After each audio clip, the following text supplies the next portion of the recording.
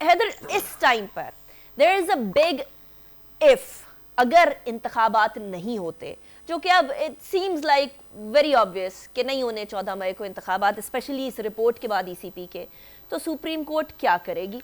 क्या ECP contempt का मुर्तकब होगा? क्या हुकूमत कंटेम्प्ट का मुर्तकब होगी?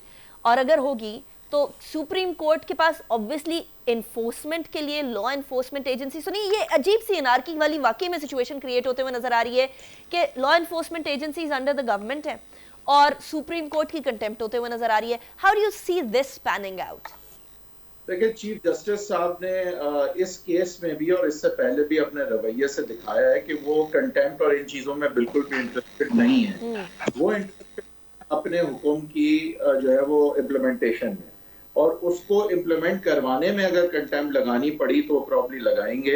लेकिन ये उन्होंने बड़ा क्लियर कर दिया है कि वो सिर्फ और सिर्फ इलेक्शन करवाना चाहते हैं। उन्हें इस बात से गर्ज नहीं है कि कौन उनके ऑर्डर्स की खिलाफ वर्जी कर रहा है, कौन उनको अच्छा बुरा कह रहा है, कौन उनकी तस्वीरें इधर लगा रहा है उधर लगा रहा है। वो उन्होंने क्लियर कर दिया कि उससे उन्हें कोई गर्ज नहीं है।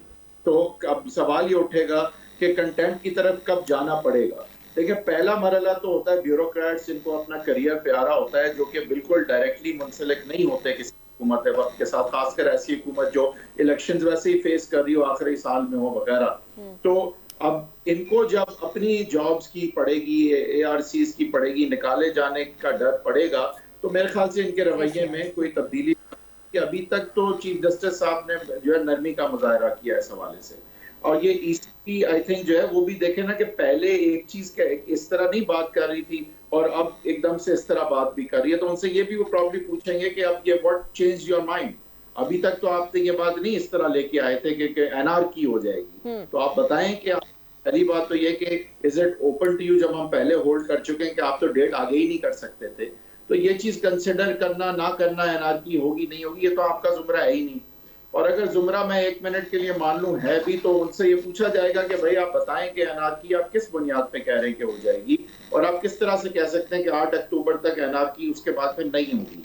तो ये सारे अच्छा, फॉर एग्जांपल अगर इलेक्शन कमीशन पाकिस्तान कोई सब्सटैंशियल एविडेंस ले आता है कि ये हमारे पास एविडेंस है, इन वजूहात की बेसिस पे हम कह रहे हैं कि एनआरकी होगी, अगर 8 अक्टूबर से पहले इंतखाबात हो गए, तो आपको लगता है कि फिर सुप्रीम कोर्ट का रवैया कुछ धीमा होगा?